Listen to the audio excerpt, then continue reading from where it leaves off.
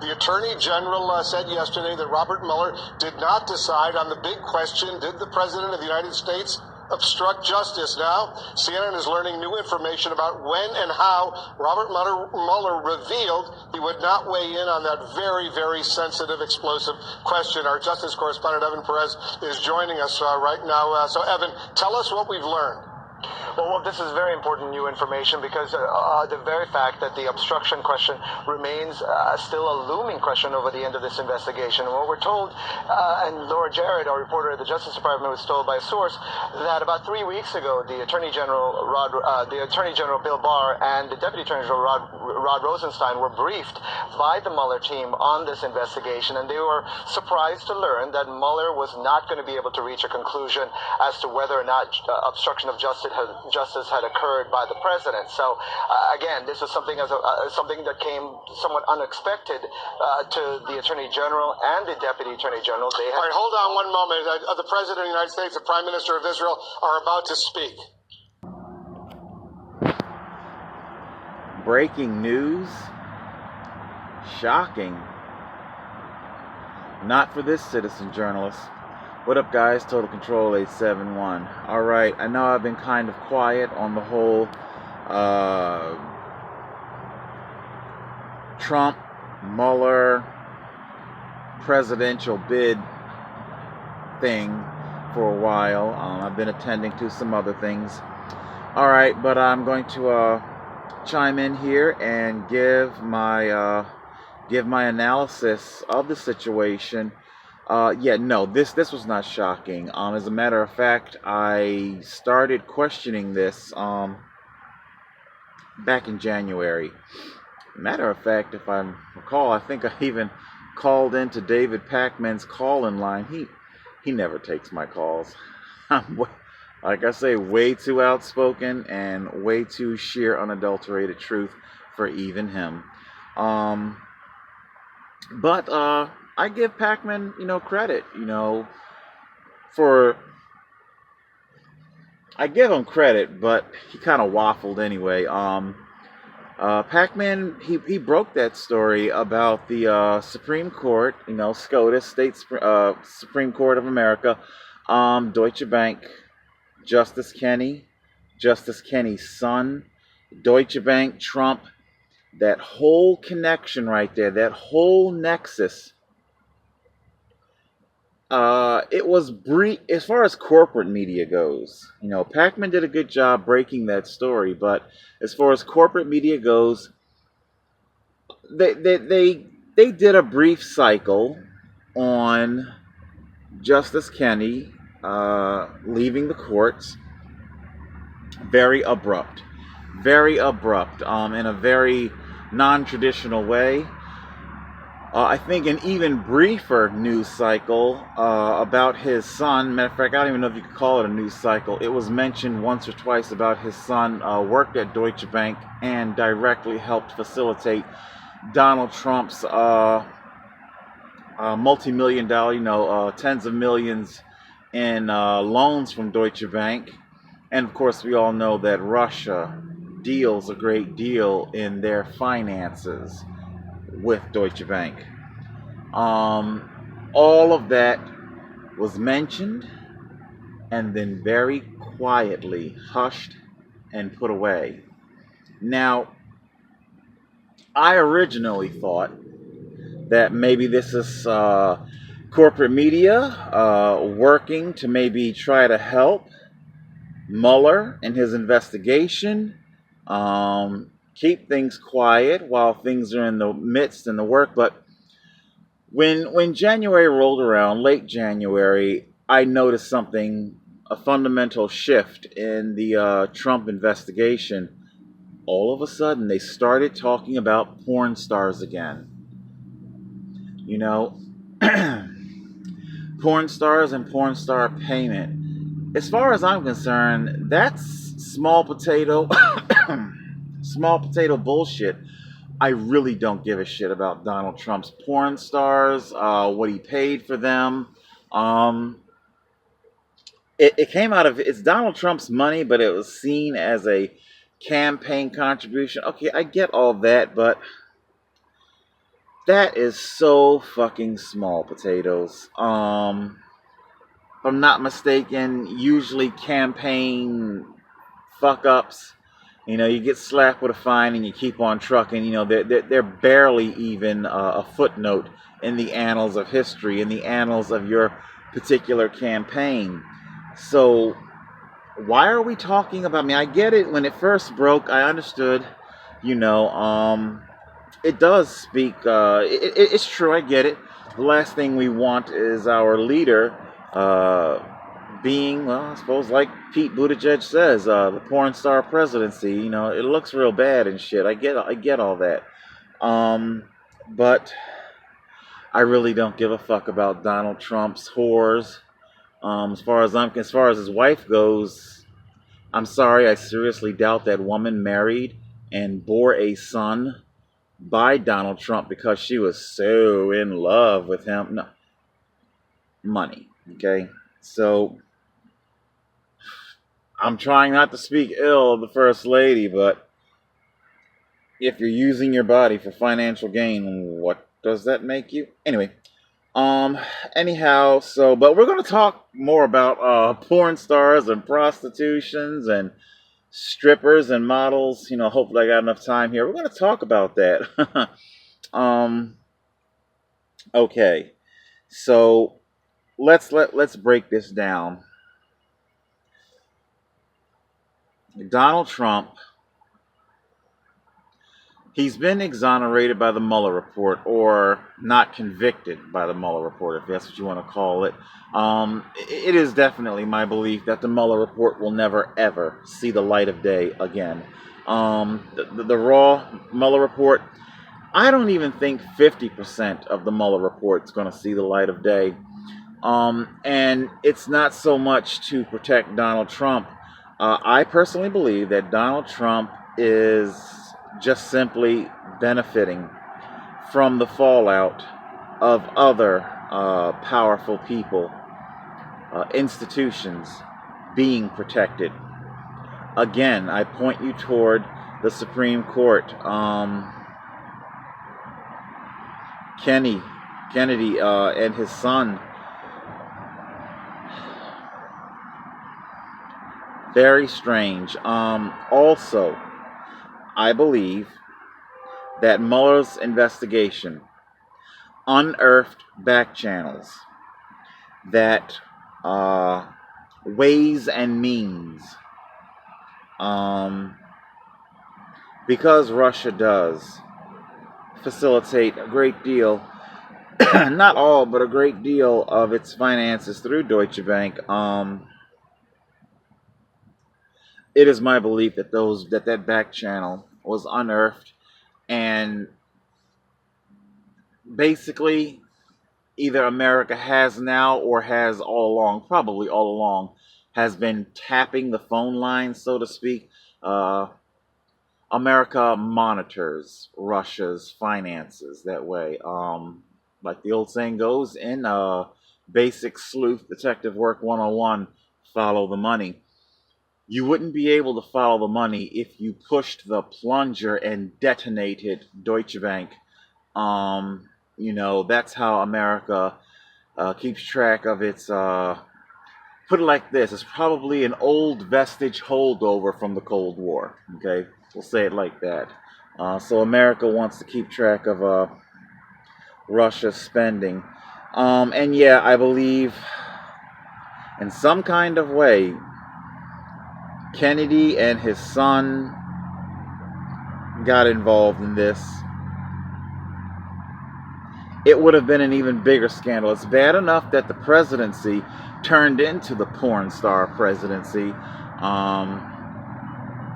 Very seedy, very emoluments violating presidency, stuff like that.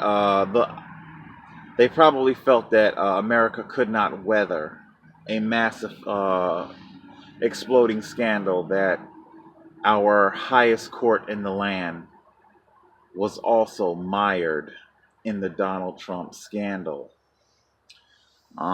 So That's what's happened there. That's why I believe that the Mueller report will never see the light of day.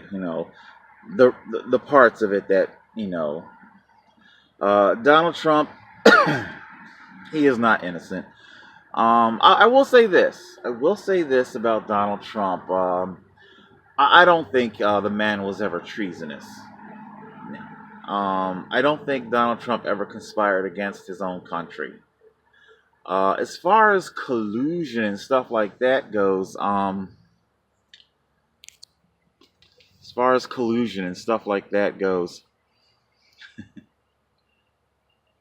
I'll see if I can use a senior citizen analogy. Have you ever a senior citizen? They get old. What do they call them? Power of attorney. And we learn that power of attorney ends up taking advantage of the senior citizen, doing a bunch of fucked up things with the money. We see that a lot. Now, I'm not going to sit here and say that Donald Trump was this oblivious senior citizen who didn't know what was going on. He understood. If anything, Donald Trump was just simply a little too, basically stupid.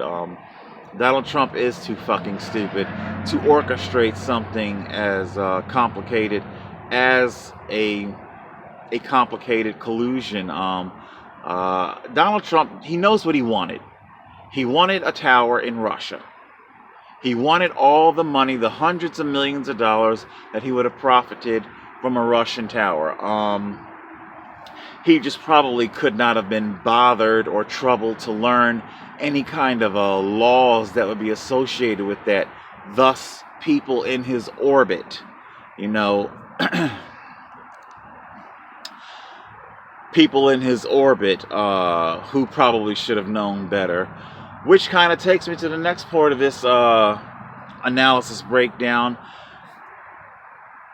I think Donald Trump knew what was going on. He's intelligent. If you're intelligent enough to know to lie, people who are oblivious and stupid, they just simply blurt it out. Donald Trump, and he did blurt out quite a few things. But if he was intelligent enough to know to lie, to hide things, and to lie to investigators, if his attorneys were terror-stricken, that he would lie under oath anyway. Donald Trump knew enough to know what was going on, but people in his orbit, I do believe that this whole investigation was meant to send a message more to America than actual Russia. Don't ever do this shit again. Anybody, candidates, like I said right now, all of our Democratic candidates, oh my God, I wouldn't be surprised if they were, just double-checking on the double-checking, the vetting process, the people in their orbit, in their campaigns. Right now, if you are dirty, probably there might even be self-reporting, self-resignation going on in campaigns. I don't want to, if you end up getting elected president, I'm not exactly squeaky clean, and then this whole nightmare starts again.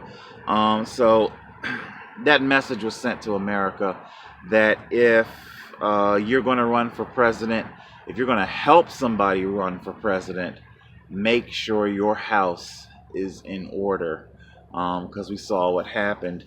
Ultimately, at the end of the day, I do also believe that it's not just simply about protecting the Supreme Court, or even back channels and Cold War holdovers. I do also believe that there is an element here of old rich white men protecting other old rich white men. I've never heard it said so much, that they haven't been charged and we don't want to embarrass anybody. Yeah, the proletariat get embarrassed all the time. We get arrested and charged, and our backgrounds become a matter of public record. Nobody seems to care. Oh, you were exonerated. You won in court. Oh, well. Have you ever seen? I don't know if you ever been charged with something. When you go do like a background thing, in the teeniest, tiniest part of the report, I mean, good God, could you make the font any fucking smaller?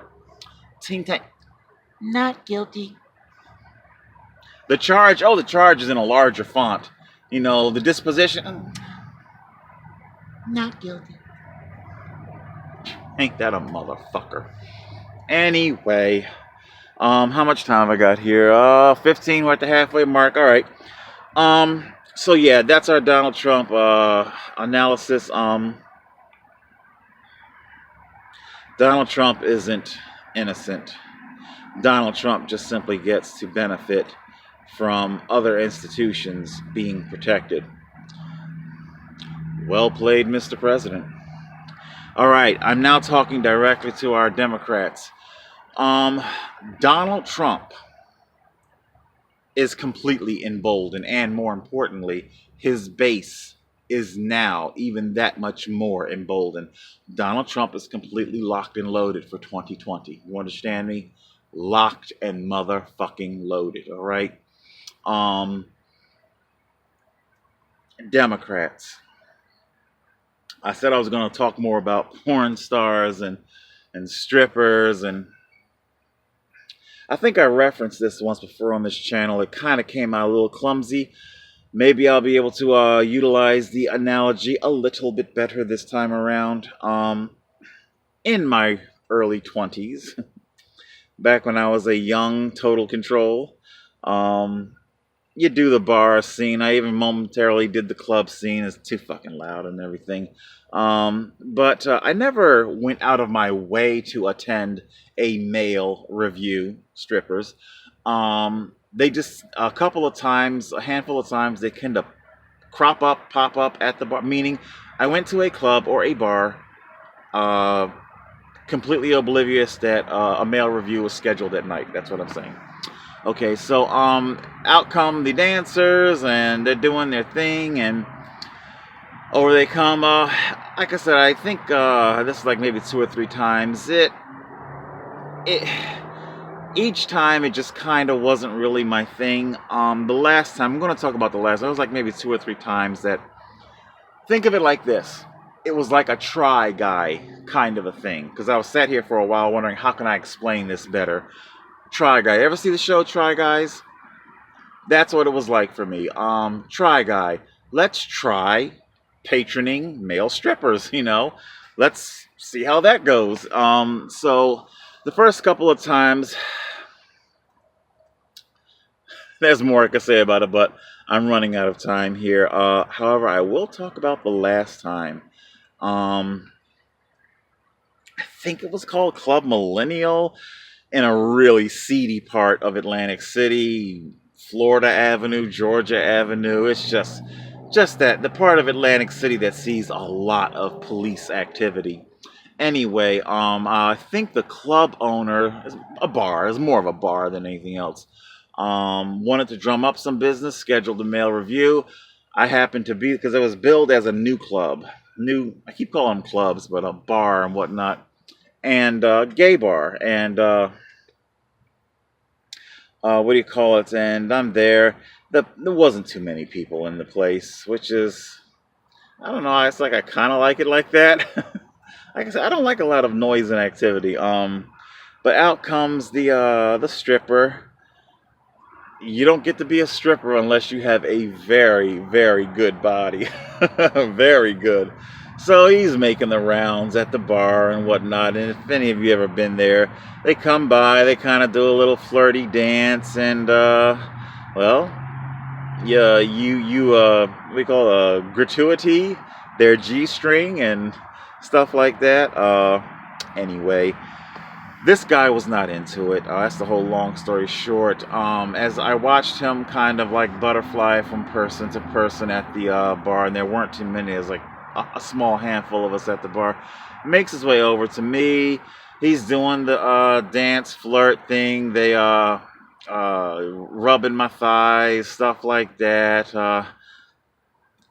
I didn't mind him doing that, but what I was found, do I want to use the word distressing? This guy was not into it. As a matter of fact, he was like, he's doing his thing, and the man couldn't even make eye contact, for Christ's sakes. He didn't want to be there. He didn't want to do this. Now, I don't know whatever kind of financial constraint he may have been under, or if it's just simply the very act of being a stripper that he did not care for. But whatever the cause is, that I came up with a term for it. I call it consensual rape, like an oxymoron. This person didn't want to touch me.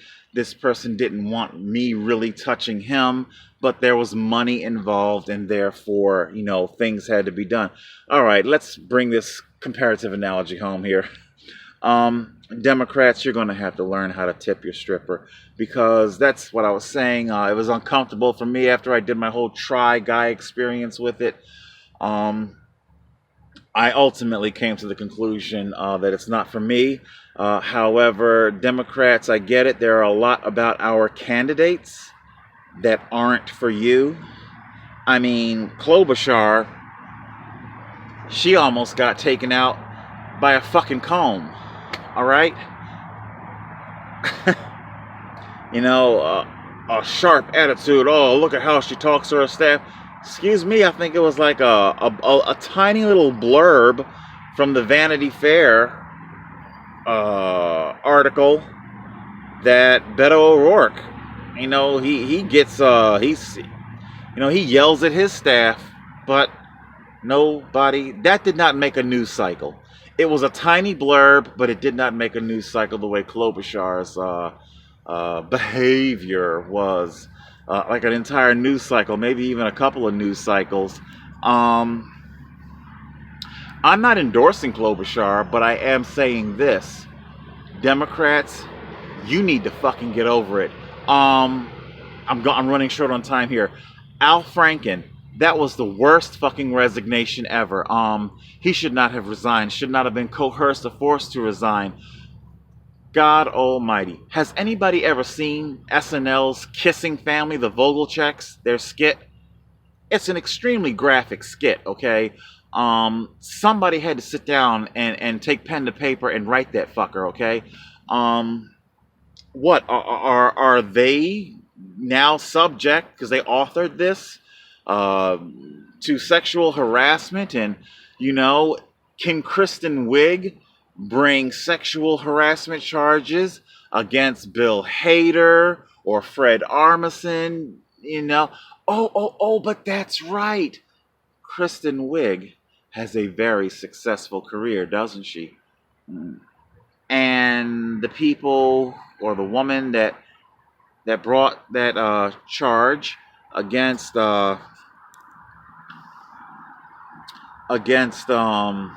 shit, now I'm trying to remember his fucking name. Against, oh God. I'm trying to remember his name. Hold on a second. Al Franken. I remembered. I didn't have to Google. The woman that brought the charges against Al Franken, what became of her career? Oh, that's right. She didn't really have one. Now, I know I'm taking a risk here lumping Al Franken in with Bill Cosby. Oops, I mean Bill Cosby. And guys like that, or Kavanaugh.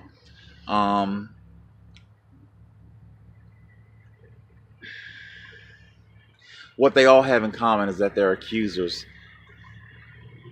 were not, their careers didn't take off in the way that they wanted. Now, as far as Dr. Blasey Ford goes, I understand she became a doctor. However, I just find it a little, the timing of it, and a lot of people said the same thing. The timing of the Blasey Ford allegation was very, very suspect.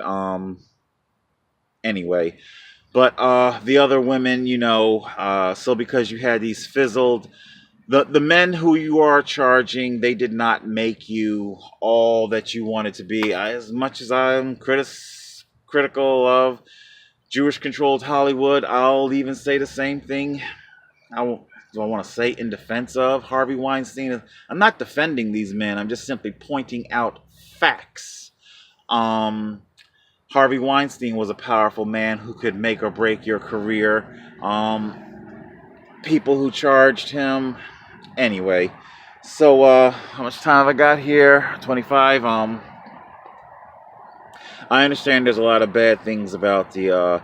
I'm saying this because when Biden finally goes to launch, I'm sure the moment that he does, you're gonna start seeing all the fucking Anita Hill shit and blah blah blah. People, learn to tip your stripper, okay? I have no idea if this analogy is working or not. You're going to have independent thought. Here's an exercise in independent thought. Steve King came out with a fucked up thing about how black people don't take care of their community, something like that. Steve King is not completely wrong when he says that. Oh my god, you fucking bigot supporter. No, I'm not a bigot supporter. I actually made this observation many years ago. Natural disasters, when you look at footage of sandbag brigades and community building brigades, black people are glaringly absent, practically non-existent. How come they don't? Now, having said that, white people have much more resources. They get paid higher wages, work less hours. They have a much more deeper connection to their community than black people.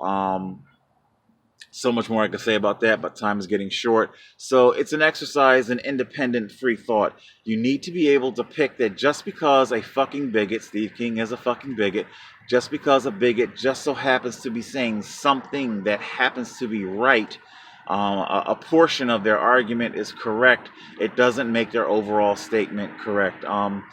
You need to take that kind of critical analysis to these candidates.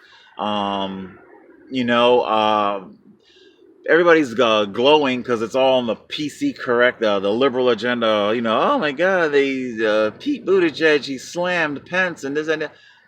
I was more impressed with Pete Buttigieg's analytical mind. He seems to have a very good grasp of issues. Mind you, it's kind of on a time I got here. It's a G.I. Joe approach. He's military too. He knows, but knowing is half the battle. I'm still looking to hear what Pete Buttigieg can do. Pete Buttigieg has convinced me he has a good grasp of the situation. Like I say, I really don't give a fuck about his Mike Pence gay thing. I really don't give a fuck about your minority status or your identity politics status.